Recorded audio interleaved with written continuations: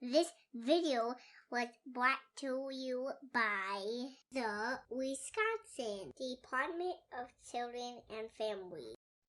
All right, so today's Tuesday Talks is covering two really awesome programs. The first one is Childcare Counts Program C, which is really centered in creating more inclusive spaces.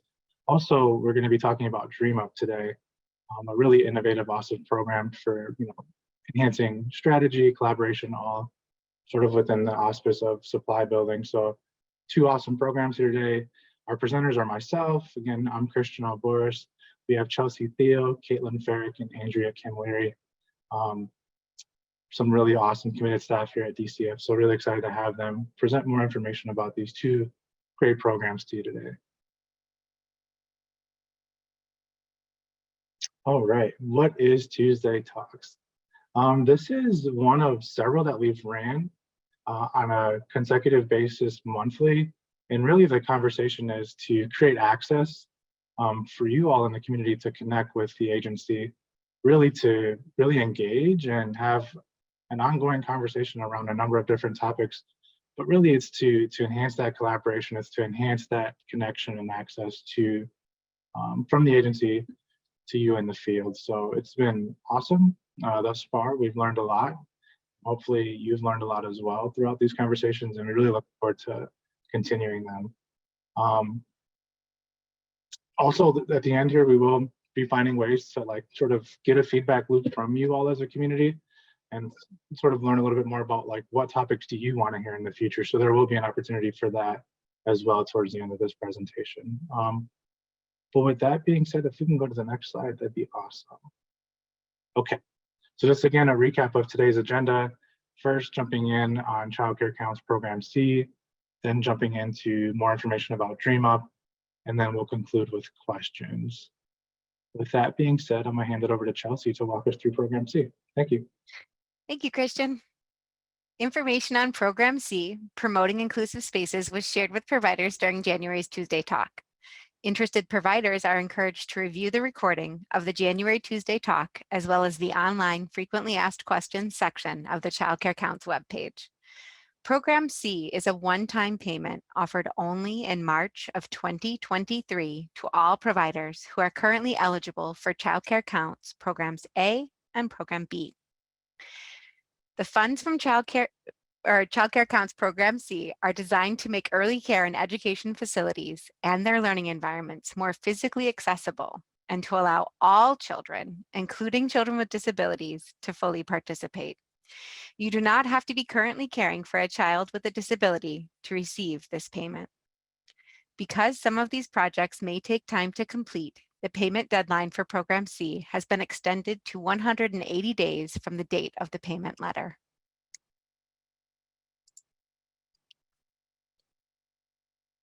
Along with the extended spending deadline, providers will also be able to combine funds from Program A with Program C to complete larger projects. There are three important things to keep in mind as you plan to combine program funds. The project must fall under the allowable uses for both programs. Documentation must be kept for both programs. And the timelines of both programs must be met. Let's explore these three things in more depth. Here is a short list of allowable uses that are covered under both Program A and Program C to help you understand how any project that is allowable under Program C is also allowable under Program A. We have created a guide which is available on the Childcare Counts Frequently Asked Questions webpage to other ways that Program A and Program C allowable uses match. Documentation is a necessary part of participating in any Childcare Counts payment program. When combining Program A funds with Program C funds for a project, you will not need to copy or duplicate receipts. A single receipt will work as documentation for both programs. In the example given, the provider has spent $5,000 for a contractor to install a ramp to their facility. The provider decided to use $1,000 from Program C and $4,000 from Program A funds to cover the total cost of installing the ramp. They will keep the receipt with their Childcare Counts payment program documentation and track the amount spent separately on their spending tool for each program. In order to assist you with tracking your expenses, we have created a spending tool specific to Program C in addition to the spending tools already available for Program A and Program B. The spending tools are available on the Child Care Counts webpage. The last important thing to remember when combining funds is to carefully plan which Program A payment you will combine with Program C funds for a project. Here is an example of how a provider whose project has a later completion date uses a later Program A payment to cover the expense. ABC Childcare wants to install a ramp for $5,000. The ramp will be installed on September 13th. ABC Childcare receives a $1,000 payment from Program C on April 14th with a spending deadline of October 11th. Which Program A payment should they use? The $4,000 Program A payment they received on April 14th, which has a spending deadline of August 12th, or a later payment, such as the May 19th payment, which has a spending deadline of September 16th. If you are thinking the provider should use the May 19th Program A payment, you're correct. The May 19th Program A payment has a spending deadline that ends after the ramp installation, and the provider should use that payment or another payment with an appropriate spending deadline, rather than the April 14th Program A payment. Here is an overview of important dates and deadlines for Program Z, which was discussed in more detail during the January Tuesday talks. Remember, all of these dates, deadlines, spending tools, and resources can be found on the Child Care Counts webpage. And further good news, the updated dates for Round 3 have been posted. Again, we encourage all eligible providers to apply for this funding, as we know it is critically important that our early care and education environments are well prepared and equipped to support all children to reach their greatest potential. And now I'm going to turn it over to Caitlin Farrick and Andrea Cammilleri to talk about the Dream Up grant program.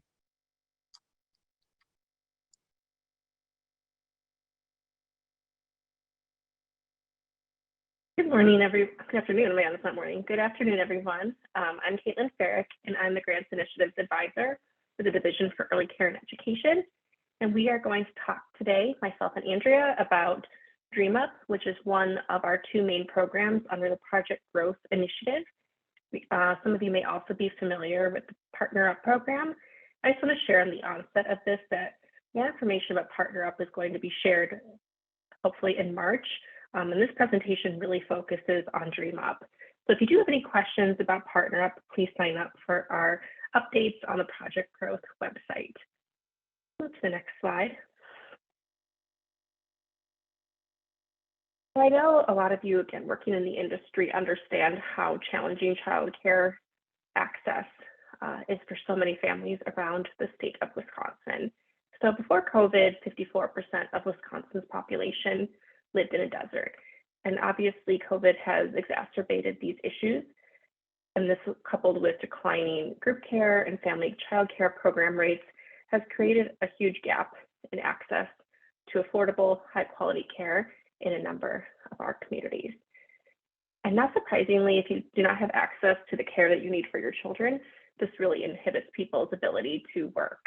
And so we see that a lot of employers around the state are highlighting that they have difficulty in filling lots of vacancies around within their businesses, and that a lot of children have parents who are available age to work in the workforce and are unable to do so because of the lack of access to affordable quality child care.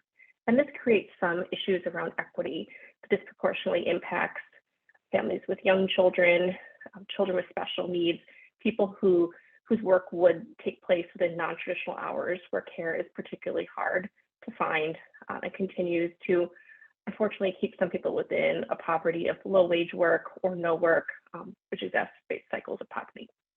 Moving to the next slide.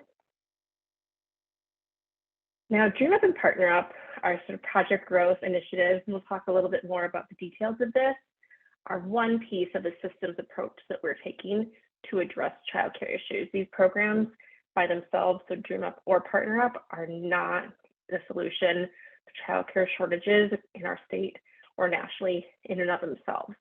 So you just heard some information about new programs at Child Care Counts. That really is our key program in supporting our child care workforce.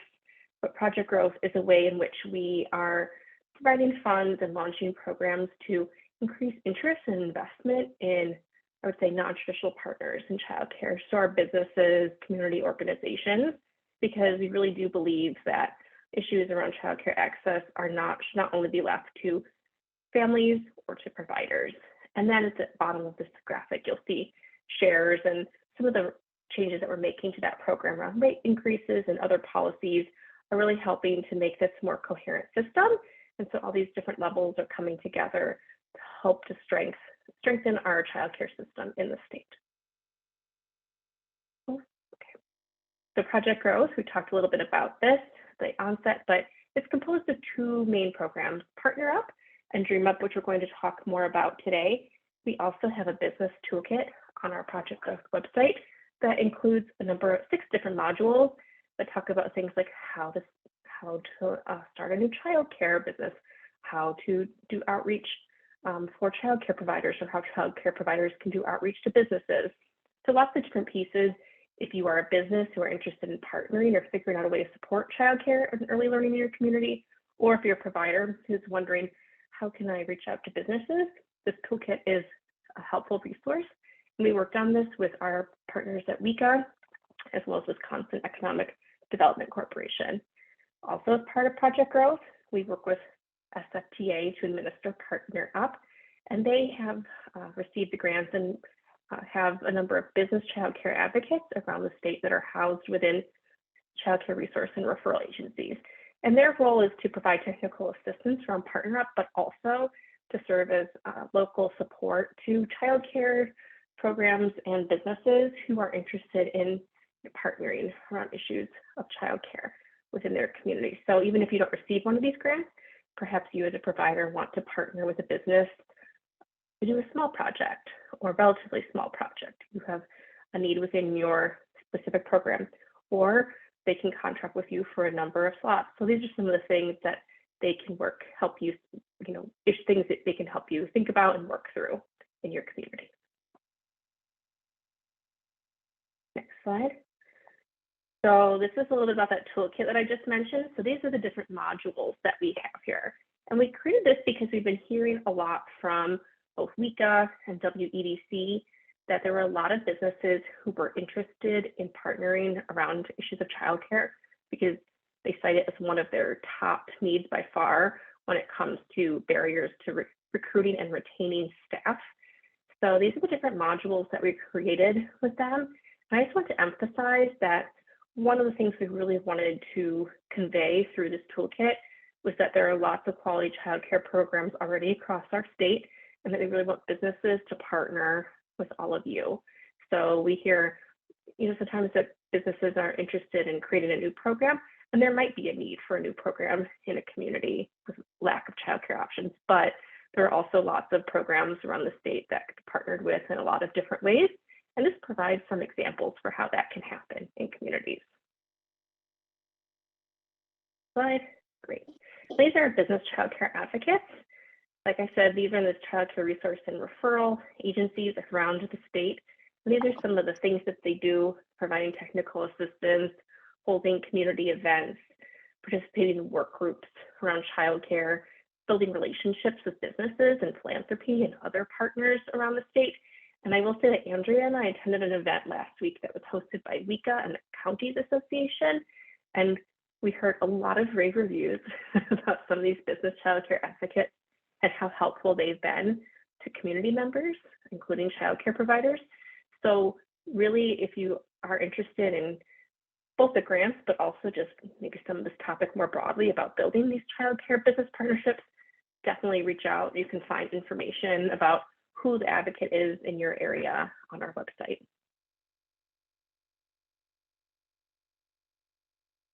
And last slide for me before I turn it over to Andrea. She's going to provide some information about Project Growth, and this is for Dream Up. I see our heading says Partner Up, but for Dream Up, we have, this will be our 3rd cohort that we are launching. So our first cohort for Dream Up, we've so far awarded 28 communities, Andrea? Yes, 28 communities. Our first cohort started in May of 2022. And so Andrea's going to talk a little bit about what this process looks like, but they have completed their cycle and are receiving the grant funds that communities are eligible to receive at the end of this process. Our second cohort of communities is going on right now. And then this is for our third cohort. This new round launched yesterday of applications. So I'm just going to explain a little bit about why you should consider becoming part of a team in your community, encouraging your community to apply for this opportunity. And so I'm going to turn it over to Andrea. Thank you so much, Caitlin. All right, so you saw the timeline at a high level, and the fact that this is the third opportunity. So there are multiple groups of Dream Up communities already out there. And so hopefully you've heard some buzz about the work they've been doing, have a general sense of how that's going. But if not, we're here to tell you all about this program today and give you opportunities to ask some questions. So the Dream Up Child Care Supply Building Program is intended to support innovation and growth, and it can be used for many different purposes in communities that are awarded the funds. The first, most important thing for you to know about Dream Up is that this is not a traditional grant that goes to one organization and you submit all of your plans for how you will spend the money in your application. That's how a lot of different grants work out there in the world, but that's not quite the case with this one, because this grant is intended to support you in the process. And the funds are really a big part of what we're offering through Dream Up is the opportunity for communities to come together. Communities could be as large as a county, as small as a neighborhood in an urban area. You get to self-define your community, but then you need to identify all the key players that could really help offer perspective on what's going on in the community related to childcare, what our families' needs, what are employers saying about the challenges they face, and who are potential contributors who might step up to the table, if there's any philanthropy, if there's any local funding from local government that could come into play, especially if they still have ARPA aid dollars, for example. So this is really an opportunity to bring everyone together, talk about the issues, define what are the greatest areas of need, and our partners at First Children's Finance help facilitate this process at no cost to your community. So we like to include a lot of different people, as broad of a coalition as possible within the community, coming together, and the goals can fall in multiple areas. A lot of different communities are considering creating a new childcare business and can utilize some of this funding toward that.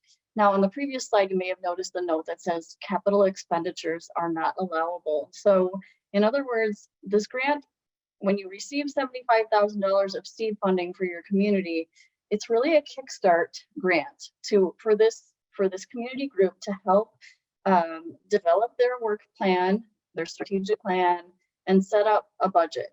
The funds for completing and implementing the activities in that work plan may not be completely covered by the $75,000 of seed funding. And so that's a big advantage of why you want to bring together people from all around the community who may have other assets and resources and connections to where you might be able to seek additional funding sources, donations, and that sort of thing. But at any rate, they come up with a strategic plan for the community, and once that plan is approved and the budget is approved, $75,000 is sent out to that community group after that initial process of holding community meetings. And then there's also, at the same time, we want to ensure that even if new childcare businesses are opening, which not every community chooses to do, but some have focused their funding and their process in that way. But we also want to make sure that we're enhancing the situation for existing providers in the community, making sure that they have opportunities to grow. If they desire to, they receive free training opportunities in business practices and leadership from our partners at First Children's Finance. They receive consultation class, 4 different classes, some business supports, And finally, once they have submitted a budget and their business plan at the end of that training program, they can receive a $5,000 stipend. So we encourage providers to participate in this aspect of Dream Up, and they can also serve on the core team that comes together to form that strategic plan for the community. So as Caitlin mentioned, we just opened the next round of competitive applications yesterday, and the applications will be open through March 17th.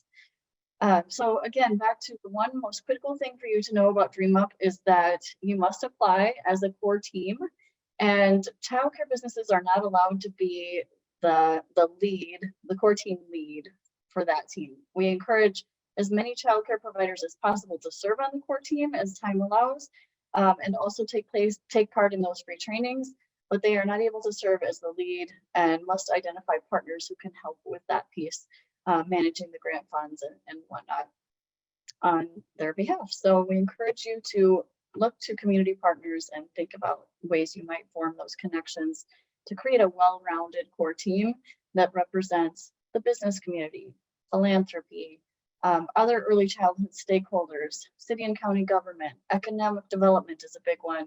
Oftentimes we see school districts and Head Start providers at the table.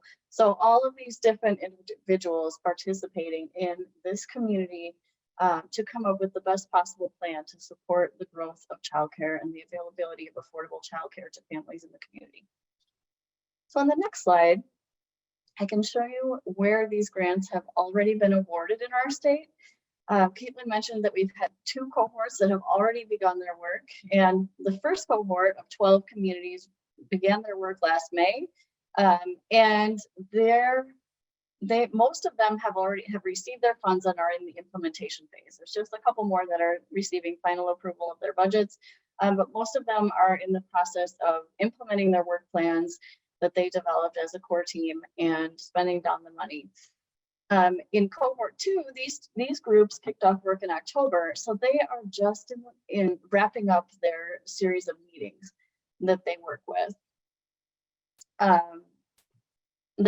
First Children's Finance on developing that plan, and so those meetings are still underway for cohort 2 in the 16 communities around the state, and those are being facilitated this time in English and Spanish, which will also be the case with cohort 3, where we plan to award 9 communities, and the applications are currently available. So I just see a question about how you can create a core team. It's really about reaching out, connecting with other agencies and services in the area. It's good to connect with other childcare providers, but we do need to have a variety of different sectors, cross-sector representation on that core team. So it should include people, like I was mentioning, from the business community, from economic development, from employers in the area, and perhaps local government, and other types of nonprofit agencies, and partners who are interested in helping to resolve the childcare crisis. I just want to add that, like Andrea mentioned, there's a lot of different types of entities that have received the funds, including school districts, United Way. The funds do not have to only city governments, county governments, and the funds don't only, in the strategic plan, the funds don't only have to benefit that entity. So like if the county is the lead, that doesn't mean all the money has to go to the county. They may be the fiduciary for the money, so they're managing the grant and doing all of that. But certainly the funds can go towards things like Andrea's going to talk about in a little bit, but supporting childcare access within the community in a number of different ways. That's correct. So let's go ahead and move on to the next slide, where I can show you some of the impact. Again, we've already begun work in 28 communities, and we'll increase that number to 37 later this year. So far, 199 providers have engaged in that free business practices training as a result of Dream Up coming to their community and giving them that opportunity to complete that free training and receive a $5,000 mini grant after they've submitted their business plan for approval. So you see the quote here on the screen, and this happens to be from someone in a more rural area, a small community, that between the $75,000 community grant plus the various $5,000 stipends that child care program programs are receiving through their training and some additional work with our partner up grants, they're bringing in about $300,000 to that small community, which is really huge. I will mention too that some communities have been able to receive match funding. So for example, the city of Sun Prairie and the city of Superior in northern Wisconsin have both contributed so that they could double the amount of this grant. So they started with $75,000 and their cities chose to match that. That's not going to be the case everywhere, of course, but they really wanted to invest in addressing this issue comprehensively. And so some places have added in those match dollars, and that is an option. It's not a requirement. But yeah, this project growth has been a huge win for many different communities and giving them an opportunity to think strategically and about various ways that they need to be addressing and supporting childcare. So I'll give you some examples of that on the next slide, where you can see what those emerging community plans are starting to show us. So I didn't list every single activity that communities are involved in, but here you can see some examples of ones that have come up fairly frequently. First of all, we have a number of communities who have used the grant to, as I said, engage in core teamwork, but sometimes they need to do additional research and really go out into the community, talk with employers, talk with parents and families, and learn more in more detail about what their local childcare needs are and how they can best address them. So some of them are using the grant funding to actually host some of these events.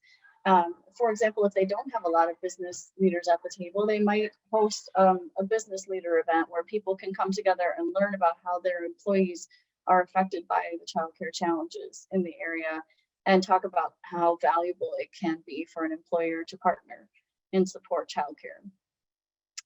We are also working on building the childcare workforce. Some of these funds have gone simply toward compensation and benefits, but also recruitment of teachers and the ability to hopefully reopen classrooms that were closed previously due to lack of staffing.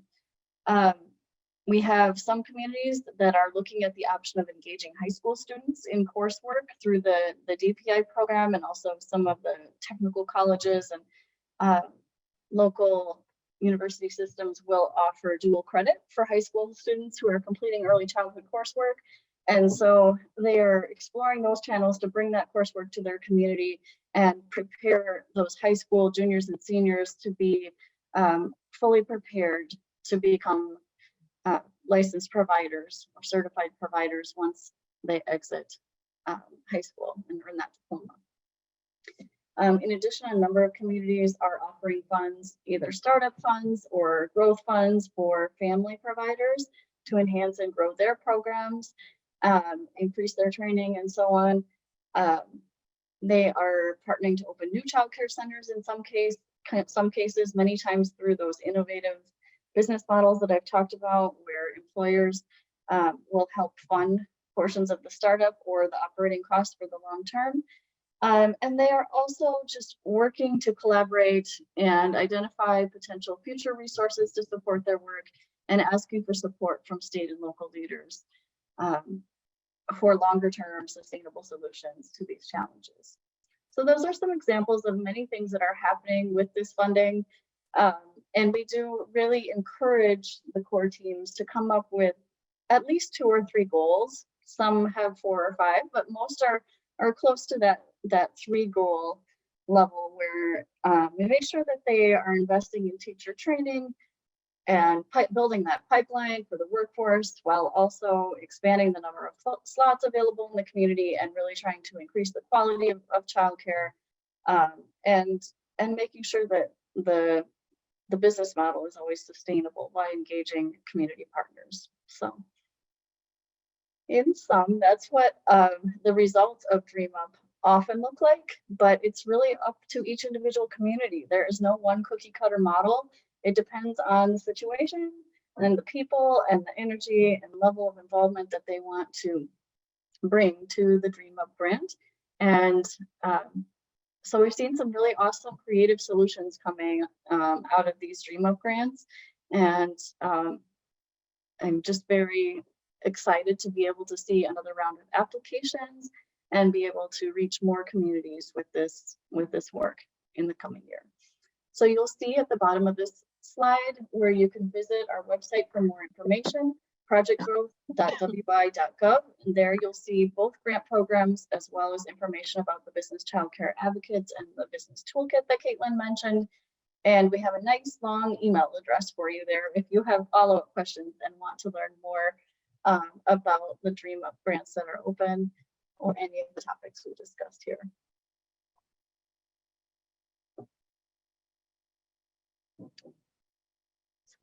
Thank you very much.